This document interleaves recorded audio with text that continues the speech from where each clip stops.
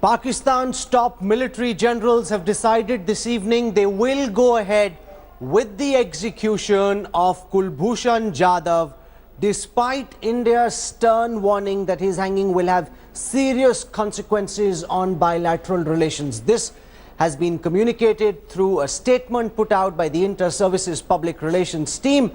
This decision apparently taken at a high-level meeting of co-commanders presided over by Pakistan Army Chief Qamar Bajwa in the general headquarters of Rawalpindi. I want to go across live and exclusive to Washington DC. Joining us from there, the former President of Pakistan, former Chief of Army Staff, General Pervez Musharraf, a man who understands the thinking within the Pakistani army more than anyone else. General Musharraf, welcome.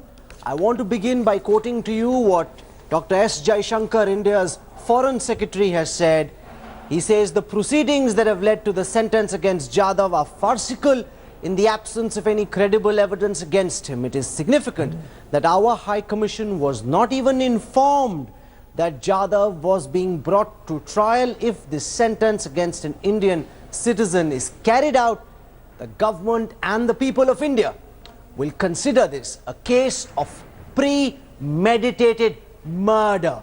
Why, General Musharraf, is Pakistan acting in a case which will be regarded in India as premeditated murder, sir?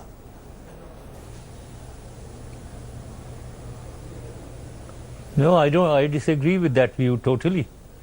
I mean, first of all, what is this idea? What is the logic behind Pakistan should be informing India that we are putting him on trial?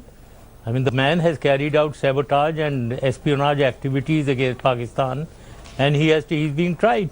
So why should India be informed about it? I will tell you, General Musharraf, why India should be informed. And then after that, is because Pakistan, sir, is a signatory to the Vienna Convention on Consular Relations, 1963. I want to read out to you, sir, some of the articles, 36(1)(c) of the Vienna Convention. I read it out to you, sir.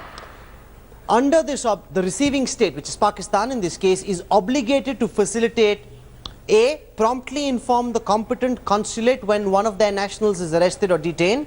Inform the detained foreign national of his right to consular access within his home state. C. Facilitate the protection work performed by the competent consuls in the form of visits, communication and legal arrangements made for the detainee. Pakistan, General Musharraf, is a signatory to this international treaty, and this is the bare minimum that Pakistan would be expected to do.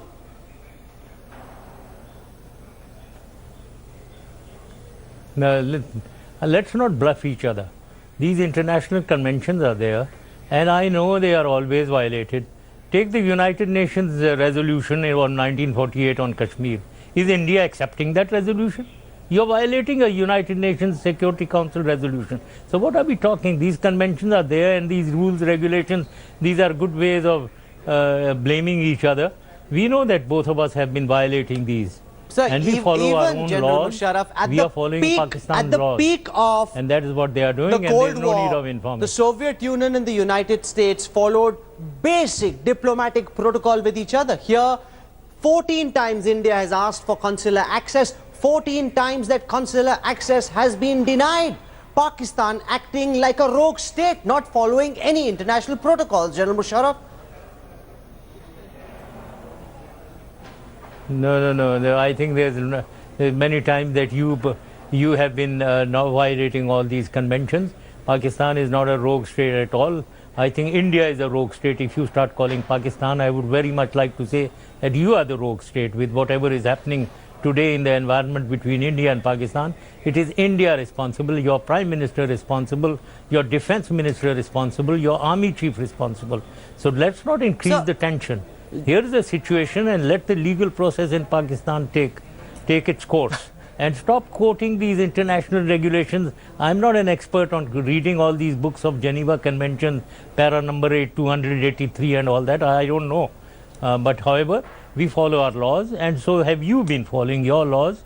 And whenever there is tension between India and Pakistan, now you are going on to compare India-Pakistan relations, what Russia and America did. I mean, let's stop this. Let's talk about ourselves, and let's talk realities on ground. Let's talk reality. Let's talk let's leave rhetoric aside, let's focus on facts. Let's look at what happened with Ajmal Kasab. He was caught in the middle of a terrorist act with a gun on his shoulders, firing at Indian policemen. Despite that, he was given a full opportunity to defend himself. There was a public civil trial that was carried out. He had every right to appeal. Consular access was offered and granted. And look at what Pakistan's done. You've picked up somebody from Iran, brought him by buying him from the Taliban into Pakistan, denied consular access, and suddenly want to hang him. What's the difference between what the Taliban does and what Pakistan is doing, General Musharraf?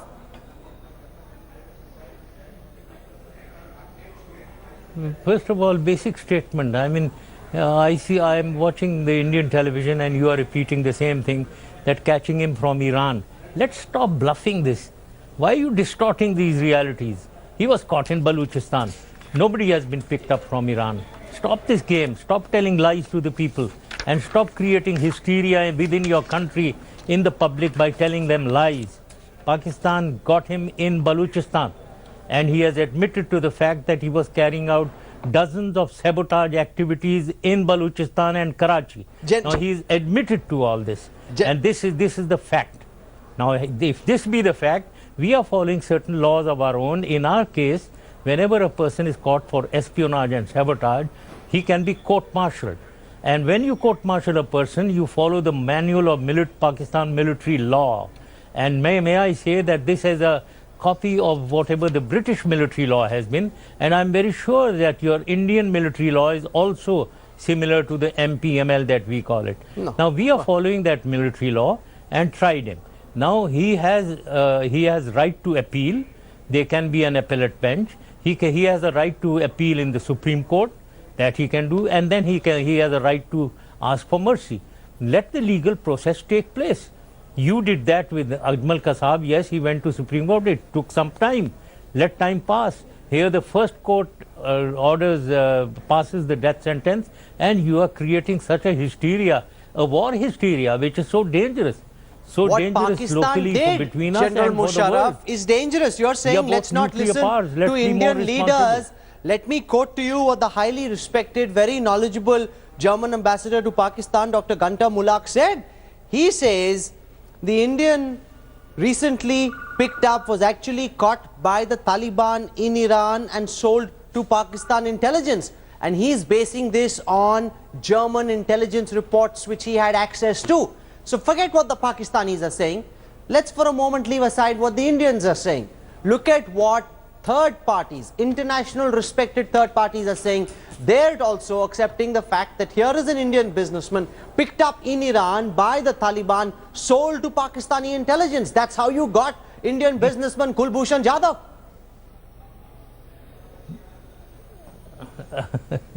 Now again, Rahul, you continue telling lies. Sir, this is Gunta Mullah. In Iran. He is a German ambassador to Pakistan. He's a naval commander. His name is known, his service is known, everything is known about him.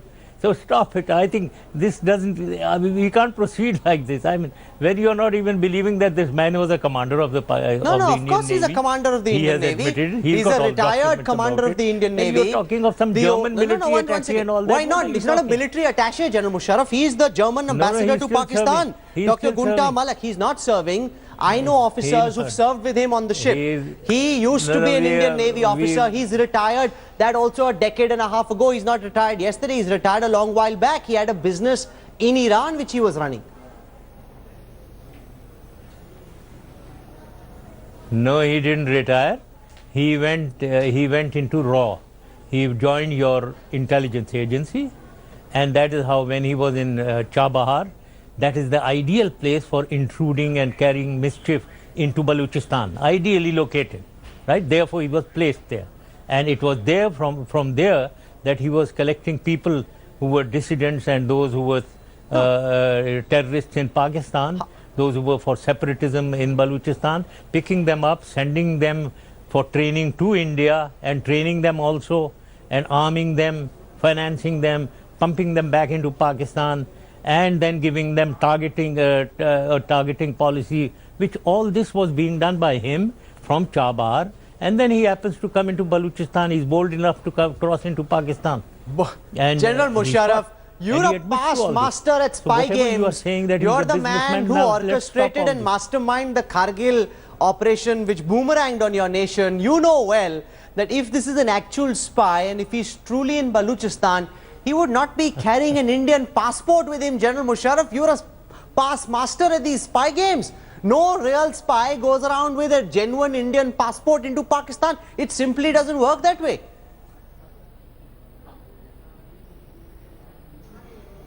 I'm not a past master on spy games. I mean, you're talking of Kargil, that was not a spy game going on. It was a very, very open military action, right? And we did something which you will remember, Indian Army will remember all their lives. So don't say that whatever happened there. We know what happened. We know what Indian Army suffered.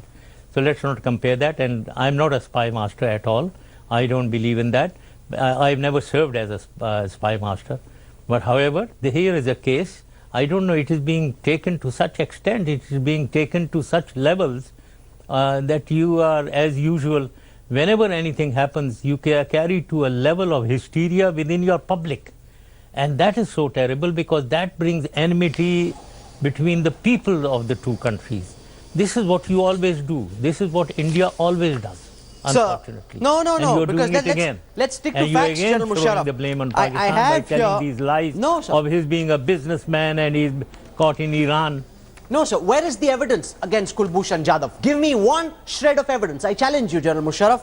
Provide an iota of evidence to suggest he was involved in terrorism. The only evidence so far is a supposed edited videotape. General Musharraf, there's an edited videotape which has been put out, a supposed confession. Now, you know well that if any person, the video journalist filming this interview with you in Washington, D.C., if he were to be picked up, if I were to be picked up, if you were to be picked up, anybody by a rival intelligence, by an enemy intelligence agency, I can be made to confess that I killed John F. Kennedy even if I wasn't born there. So a confession in duress in the custody of an agency like the ISI means nothing. There has to be substantive evidence, and so far Pakistan has presented not an iota of evidence against Kulbhushan Jadhav. No, as far as I am concerned, sitting here in Washington, I certainly don't know what is the evidence available. I am very sure evidence must be available with the ISI. They may not have shared it with you, but I am sure they'll share it in the future. They must be having. The other point, when you say doctoring of evidence, now you spoke of Ajmal Kasab, isn't it?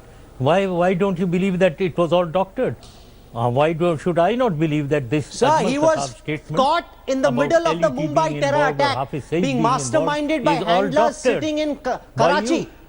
And he was caught with a gun. He was killing our police officers. People died. But a lot of this was caught on camera and on CCTV cameras across Mumbai when masterminds sitting in your country, General Musharraf, perpetrated the Mumbai attacks for which your government has accepted responsibility, sir. Rahul, let me do the talking more than you. I am being interviewed, isn't it? So let's cut short your question. I'll keep answering. Now, when you're talking of Ajmal Kasab and doctoring, I am talking of his statement that LET was being used, or Hafiz Saeed was involved in it. That is all doctored. That has been doctored. And he was one individual. And here is an individual who has been launching dozens of Ajmal Kasabs into Pakistan and killing hundreds of people. So this one is more serious than what Ajmal Kasab that you keep quoting. So I think, and when you talk of doctoring this, the doctoring can be done with Ajmal Kasab also. I mean, this is what was done, unfortunately. There's a big difference. Let's leave his confession on the side. There is technical evidence, GPS coordinates, tracing all the calls coming out of Pakistan. The handlers were sitting in Karachi. Not just Indian intelligence, but Israeli and American intelligence also confirmed that every single call being made by the handlers, traceable through technically solid GPS data, all those calls were traced back to Pakistan. That's a fact you can't deny. That's what I'm saying. Where is the corroborative evidence? Leave this confession aside. You know that I can be made to confess that I killed John F. Kennedy. So can you if you're caught by an agency which is hostile to your nation. Leave that aside. Where is the real, credible, documentary, technical evidence, General Musharraf? Yeah. One shred of it. I challenge you. Or Pakistan or ISI. No, all that can be, all of it can be doctored. All these statements, all his talking to anyone can all be doctored. That is what exactly is doctored. And it can be done by intelligence agencies, and that is what Raw has been doing with Ajmal Kasab. And what about the American intelligence? We don't believe it. American intelligence also doctored this. Okay, let's leave Ajmal Kasab on the side. What about American intelligence? What about Israeli intelligence, which all accepted that those calls were being made by handlers sitting in Karachi?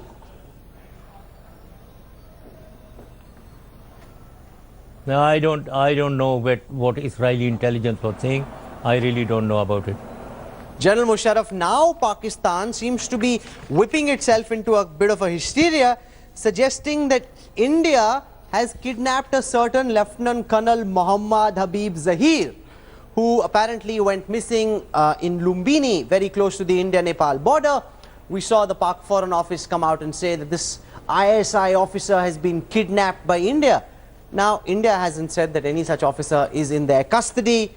Pakistan, however, seems to be building a frenzy. His son has gone to a Rawalpindi police station, filed an FIR, where there is this most fantastic plot that he was drawn from Pakistan to Lumbini in Nepal, where there was supposed to be some kind of information being given to him, a job was promised to him. You know, it almost seems as if people sitting in Pakistan are, are wanting to be the next John Grisham, writing all these fantasy novels.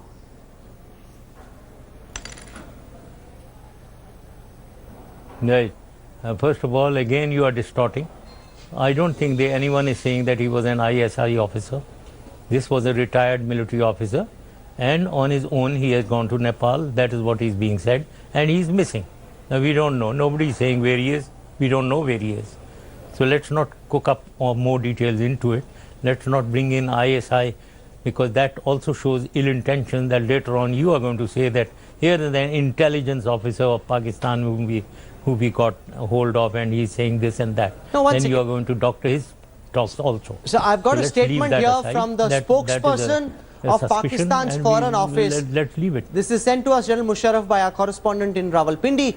It says, we are in touch with the government of Nepal over the mysterious disappearance of a retired colonel of the Pakistani army. There are doubts that a secret agency of an enemy country is behind his kidnapping. This is the Pakistan Foreign Office. Now, there is no evidence to back any such thing happened, and yet you've got Pakistan trying to make it seem as if it's a tit-for-tat Have they said situation. that he's an ISI officer? No, they haven't said that. They've said it's no, hold on, No, why would you accept he's an ISI officer, General Musharraf? Have they said? No, they haven't. Whatever you've read, where is it that there's an ISI officer? You said he was an ISI officer. So why did you say that? No, I'll tell you why. One second. I'll tell you, General Musharraf, I'll tell you why I said it. Because I can show you reports from Dawn in Pakistan, highly respected Pakistani newspaper, Geo TV. I can show you from Pak Tribune, all of them saying that here is an officer who used to be with the ISI. They're accepting that. Your own media, General Musharraf, is reporting this. I am just quoting verbatim what your media is saying. Do you believe your media, or do you think they're making it up as well? Well, a lot of things the media doesn't know. What I'm quoting is the ISPR report, and I know for fact, on my own sources, that this is a retired officer and nothing to do with ISI. No, so is Pakistan hoping for a Cold War style exchange where you're hoping that, is that the reason why this particular gentleman, Kulbhushan Jadhav, has been sentenced, because you're hoping there can be a prisoner swap? Is that really Pakistan's big game here?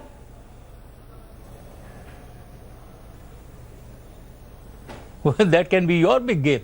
How is it Pakistan's big game? If this colonel is missing and you have picked him up, you can go for this game of swapping over with that colonel with Kulbhushan Jadhav. Why would Pakistan go in for this swap over? Nature. We don't have any such. So the message from India is very clear. We interviewed India's Home Minister Rajnath Singh. He said India will do what it takes to bring Kulbhushan Jadhav back to safety. That's a very clear message. Last time you messed with us in Uri, we came across the border, we carried out surgical strikes. The government in India, led by Prime Minister Narendra Modi, sending out a very stern message. India will do what it takes, General Musharraf. to bring Kulbhushan Jadhav back?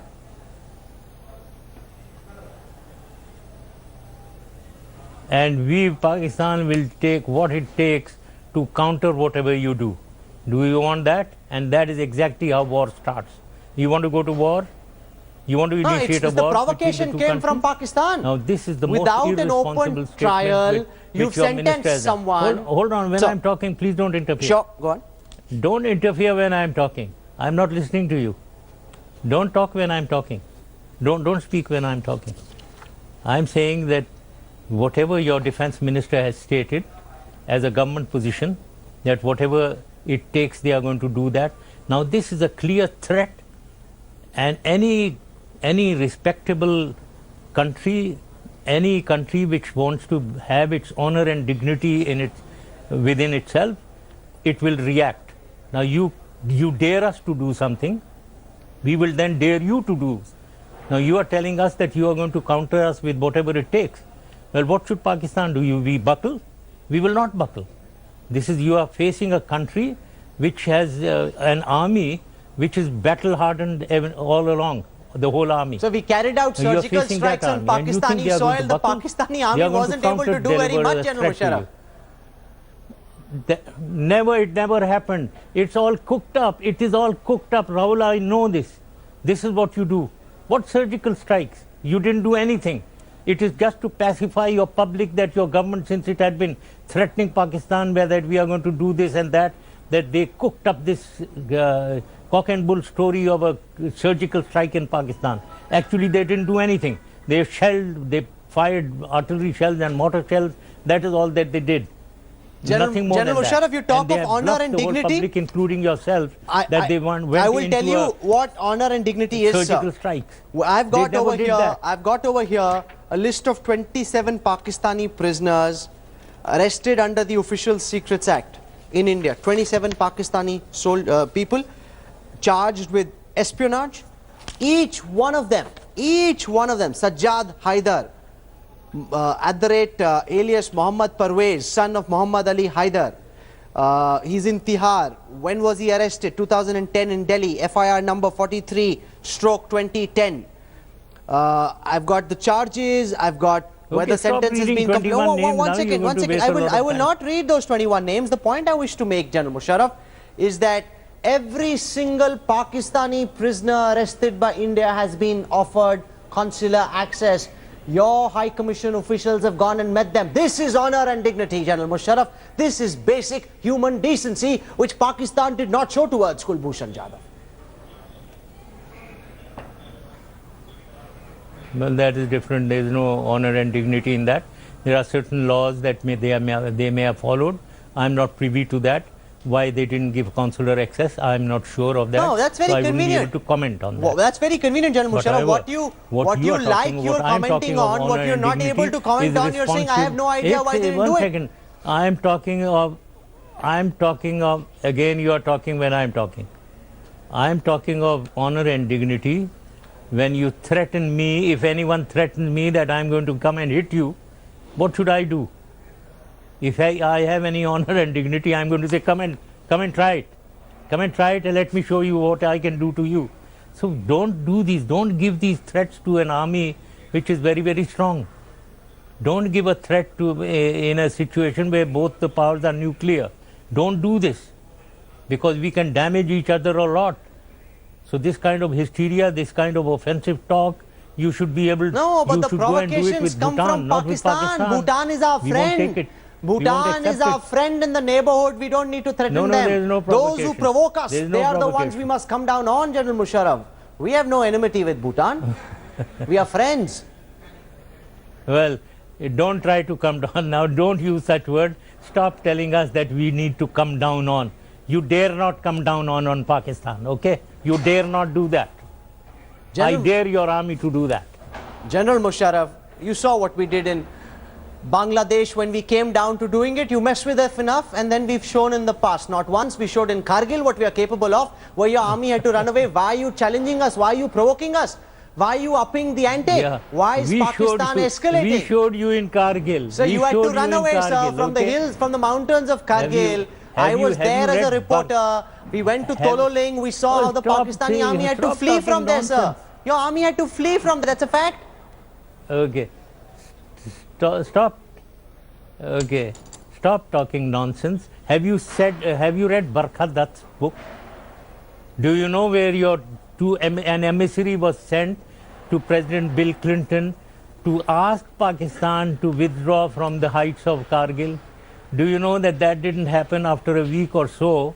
Then another emissary was sent, and President Bill Clinton happened to be in Geneva then.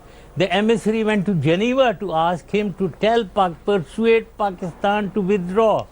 Do you know this? Read Barkha Dutt's General book. Musharraf, I don't care very much for what somebody may have written. I know for a fact, I've read and I've seen from Kargil, from Mashko, from Dras, from Batalik, from the heights of Tiger Hill, from the heights of Tololing, the Pakistani army was chased away. That is an undisputable fact, but that's not what I'm talking about right now. General Musharraf, if you were Pakistani army chief at this time, if you were president of Pakistan, would you have had the honor, the dignity and the decency of offering consular access to Kulbhushan Jadhav? Do you believe, as a responsible nation, you say Pakistan is not a rogue state, that is the very least that Pakistan should have done, General Musharraf?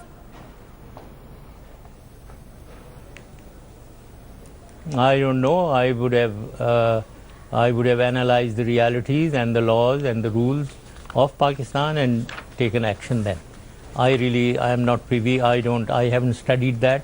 Why they didn't give consular access? But you find it odd. Too sure. You find it odd. And therefore, I won't comment on it. You find it odd. The basic consular access, at the very least, I don't the find right it to odd. defense. I'm very sure that. No, I don't find it odd at all. Taken action according to the law of the land. General Musharraf, I'm going to leave it there. You've had a say. We've asked the questions that needed to be asked. We leave it to our viewers to decide. But make no mistake, the government of India is very clear. And that message comes from every single citizen watching this broadcast. India committed to doing what it takes to get Kulbhushan Jadhav back. I know your interviews are tracked after we do them in Pakistan as well. Highest authorities watch them. Let them know from an Indian citizen this evening. We will get Kulbhushan Jadhav. And you have seen the Army General's response. You have seen the Pakistan Army General's response also. That we will do it, and let us see what you do. I've got breaking news coming in now on the newsroom that the United States has just announced that it's dropped the biggest non-nuclear bomb, 21,600 pounds. It's called the mother of all bombs. Joining us India Today's Strategic Affairs editor Gaurav Samant, 21,000 pounds in Afghanistan. What's going on, Gaurav? So this is in the Nangarhar province, Rahul, 21,600 pounds. This is the biggest bomb ever, non-nuclear. It is a smart bomb. It is a GPS-fitted bomb.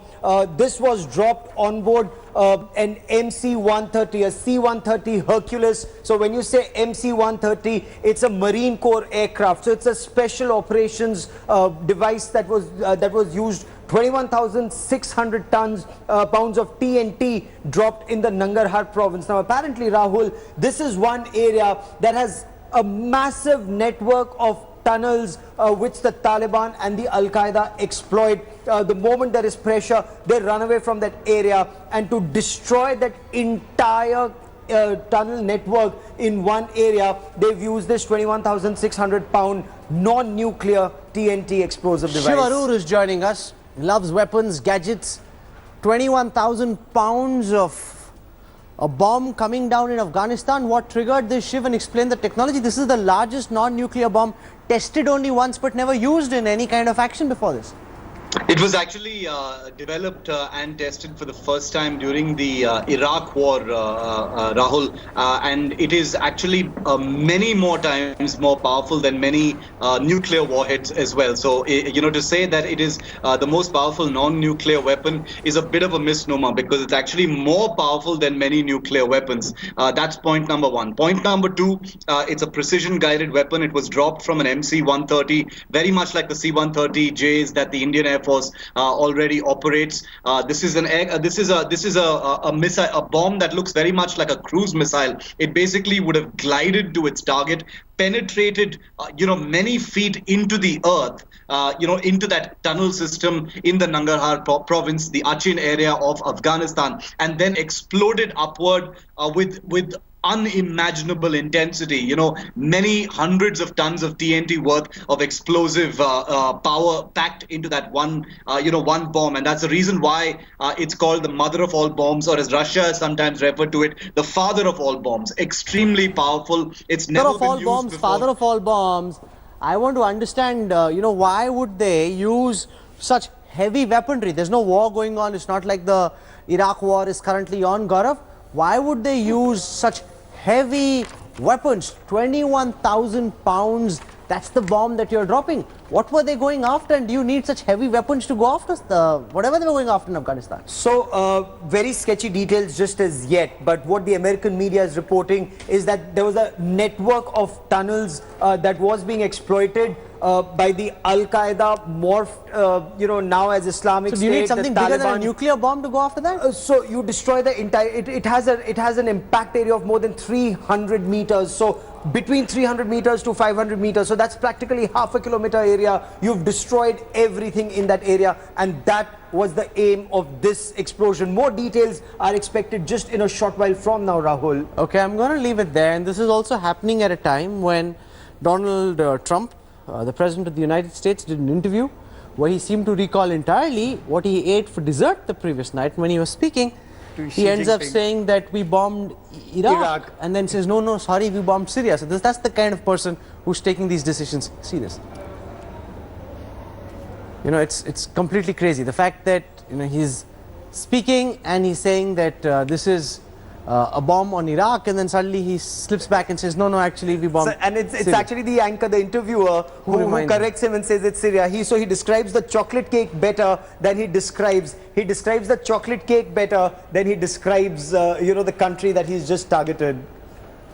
That's absolutely crazy. There will be a White House briefing soon. We will be tracking the story very closely. Okay, I want to now shift our attention to the other big story. We're tracking electronic voting machines and the big EC hackathon.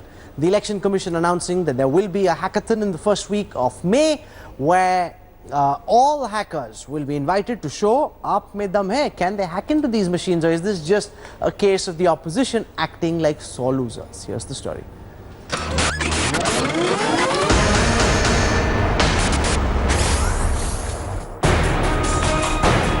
The electronic voting machine, the technology that runs the world's biggest elections, is itself facing a no-trust vote.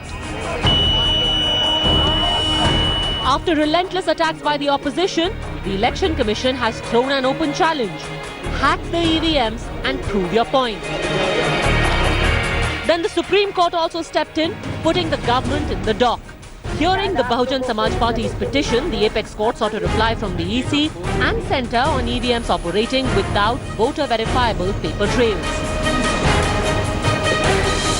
Where the Supreme Court in 2013 held the paper trail to be indispensable, after 3 years, 4 years, we have a sorry and sad state of affairs where the government has not released funds to buy the VVPAT paper trail machines.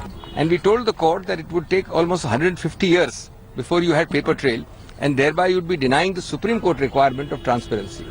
This is fundamental because basic structure of the Constitution puts free and fair elections at that level. Meanwhile, opposition parties are now questioning whether the poll watchdog is actually throwing out a challenge. As the war of words continued, the Uttar Pradesh Election Commission initiated a fresh flashpoint, seeking EVMs manufactured after 2006 for local body polls, claiming it will use paper ballots if the machines are unavailable.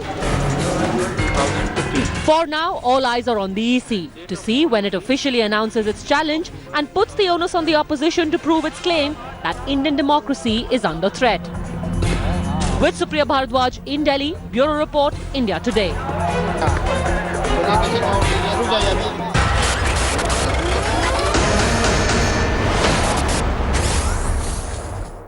क्या आप में दम है? Can someone hack into the electronic voting machines, or is Arvind Kejriwal and others in the opposition going to have a lot of egg on their face once this hackathon ends?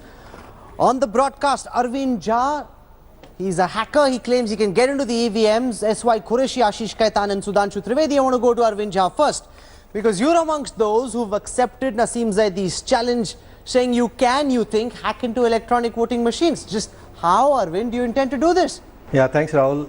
I think it's more like testing what's happening with these EVMs rather than really trying to hack into them within 10 days. My interest got piqued because the Minister for IT in Karnataka, Priyank Kharge, actually I invited the EC to do a public hackathon. And when I saw that the EVMs were failing in a consistent manner, one type of result was coming out all the while. Given our training, I figured out that either there is a default path that the system defaults to, or there is some bug or maybe even a Trojan that fails in a particular way. Any time any system fails in a particular way every time, then given enough testing, you can either reproduce that failure or find the cause of that failure. If we can collectively do that, then hopefully we'll have helped the Indian EC as well as the Indian democratic setup make voting more secure. That's my interest. Can we create a set of test scripts, test plans, and actually test out all the possible scenarios, all the possible hardware circuits, all the possible software circuits, and figure out a way that the EVM goes into this buggy state where it's starting to print one particular bias. If we can demonstrate that this can happen, then clearly these systems are not safe. Dr. Qureshi? Does that answer your question? Dr. Qureshi, we've just seen Arvind Jha explain his strategy. There are many other hackers who are wanting to jump in, give this a shot. How confident are you that once this is over, the Election Commission will be able to prove that it's impossible to get into the EVMs? Or do you believe if the hackers succeed, and we've seen hackers get into the most high-end machines at NASA, the high-end machines at Apple, so hackers have been able to hack into very secure systems. Do you think once this hackathon is over, there will be a big question mark over the validity of electronic voting machines, Dr. Qureshi?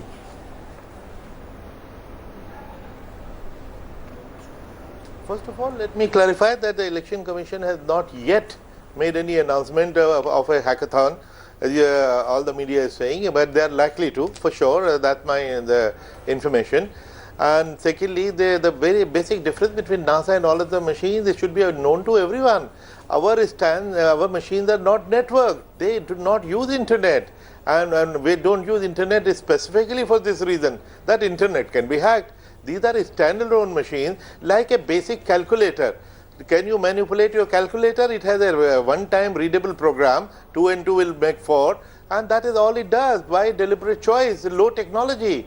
So therefore, and if anybody is coming forward to the offer to hack, that will be wonderful, because we would like our machine to be totally safe and acceptable Ashish Kaitan, look at what happened in Rajouri Garden in Delhi today. You know, you got hammered. Zamanat zabt for aap. You were earlier winning over there. Now you're number 3, not even number 2. The Congress won in Karnataka. The Congress also won in Madhya Pradesh. If these EVMs were hacked, the opposition wouldn't be winning. Now it's become very farcical, Ashish. Where the opposition wins, the EVMs work fine. Where the opposition loses, suddenly there's a problem with the EVMs. Amrinder Singh said, if the EVMs are faulty, what explains me? Is the AAP just acting like bad losers, Ashish?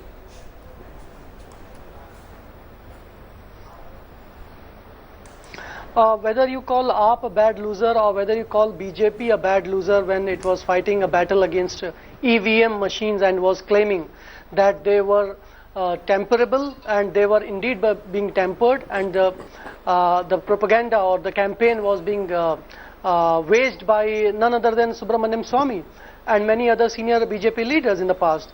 So I think that's not the question, Rahul. The question is that today, on your program, you have a software expert.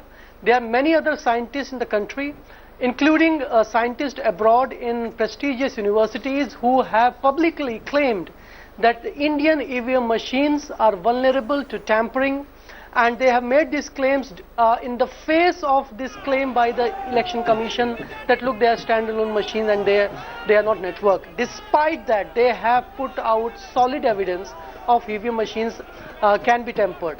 Most important fact is that the onus of proof is on the Election Commission to show why the EVM machines from Bhind in Madhya Pradesh to Dholpur in Rajasthan were all malfunctioning in one particular way, which was in favor of only one particular party. True, which is the Ashish, that's ruling not party, true. the Let me just try Bharatiya and Janata Party. separate facts from If it was fiction. actually What happened in random Bhind was malfunctioning, that machine was faulty. it was When actually buttons were random being pressed, malfunctioning, then the other only one party's party name was was not popping. having It the happened for the BJP, it happened for the Congress, it also happened for the RLD, it happened for multiple parties. In Dholpur, you had people come out and say that the machine didn't function. Nobody really has images of somebody pressing BJP and Congress emerging, or pressing Congress and BJP emerging. That didn't happen. So that's not a fact. Yes, a certain hysteria has been built. Sudhanshu Trivedi, does the BJP welcome this hackathon, saying doodh ka doodh, pani ka pani? Let's find out.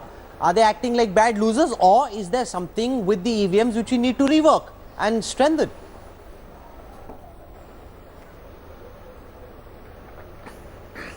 Rahul, there are two aspects of this situation. One is the technicality and other is the tendency. If you look at the Aam Aadmi Party, this time they are trying to create a doubt over Election Commission, which is considered one of the most reputed bodies not only in India but also all over the world. Is this not the same party which tried to create doubt over army on the issue of surgical strike? Are they the same party who have created doubt of their own party Lokpal, General Admiral Ramdas, whom they have thrown apart?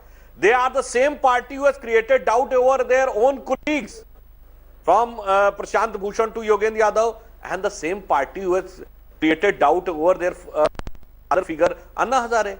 So always in the tendency of creating a hype, creating a controversy, and they are not able to understand the reality. In Delhi, there was a single assembly. Do you accept, was under Ashish strict Khaitan, that you got hammered in Rajouri Garden? But still they A want seat to that pay, you'd won because last time this when is you the won issue of 67 seats. Rahul, in my opinion, this is not the issue of technicality, it's the issue of tendency. You were the predominant party. After that, do you accept that what happened in Rajouri Garden is something the party needs to introspect? Or do you think कि Rajouri Garden की भी जो EVMs है उसमें भी कुछ गड़बड़ था, Ashish? Rahul, if you bring down this whole debate over the integrity of EVM machines and the credibility of EVM machines in the eyes of the common man to one bipole, which is the Rajouri bipole, I think then one would be doing great disservice to the cause of free and fair elections, which form the very core of Indian constitutional democracy. Today, this question is not just in the minds of the political parties, it is in the mind of the common man. If you just venture out of your studio, there would be many on the street you will find questioning whether their votes are being registered properly. What is the Election Commission? Interview of Mr. Qureshi on the internet that the Election Commission is not doing enough in terms of public perception, in terms of clearing the doubts. It's the job of the Election Commission, it's their constitutional duty to make every election seem free and fair.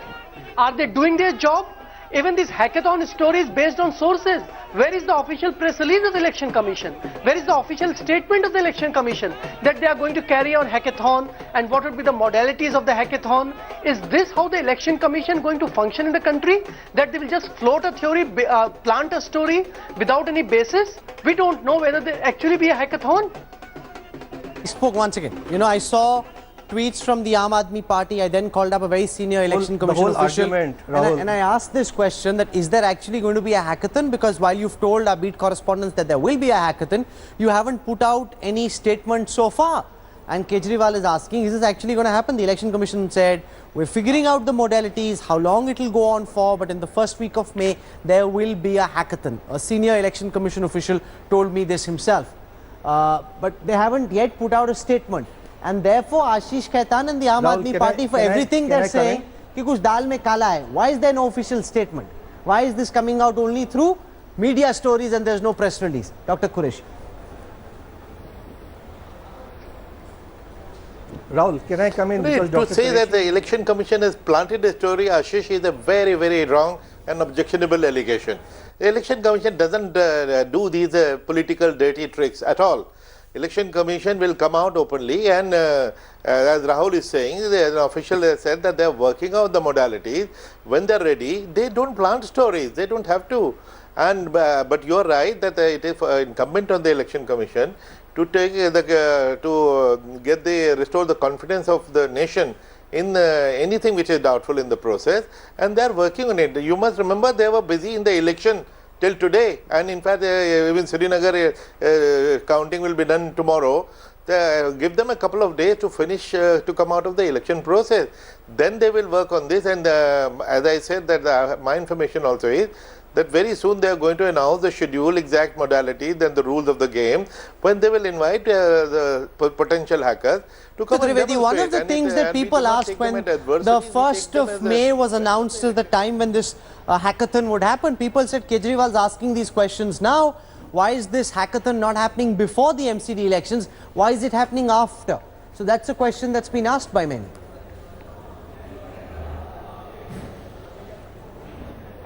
Rahul, can I Dr. come in on Trivedi? the standalone EC EVM issue?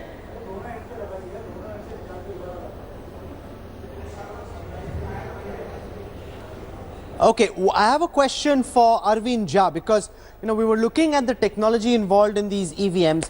The reason why rigging an EVM is as difficult as it seems is because these EVMs are all standalone machines, they're not connected online.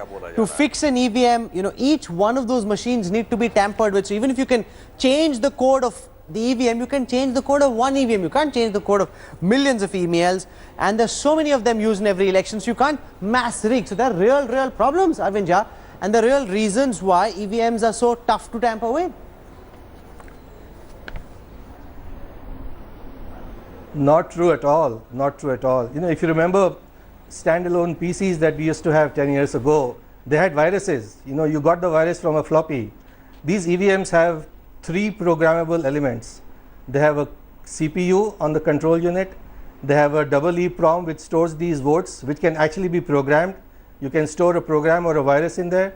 They have a real-time clock RTC with a RAM memory. You can put a program in that RAM memory. And remember, the EEPROM and the RTC have the same bus. So it's quite possible that, during maintenance, for example, where the maintenance officials have some kind of tool to program these EEPROMs, some kind of virus is infected in these machines, and that virus takes over the entire operation. So it's quite possible that without having standalone machines, you can have viruses, and those viruses could be programmed to have all kinds of triggers. Sure, Arvind, you're making these claims. Let this hackathon happen. We will know whether what you're saying you can actually do, or is this just bluster. We'll know, and in that sense, very important. It's very important. I feel it is very important for the EC to provide the tools to us developers. India has such a large talent of developers and testers and hackers. Let's give them the tools, let's give them the logic analyzers, let's give them the Snoop tools, let's give them the why should we make your task why should we make your task easy? I don't agree with that. Give them the machine, let's see if they can hack into it. I think that's the challenge, and I'm glad there are people coming out accepting this challenge. Sorry, Rahul.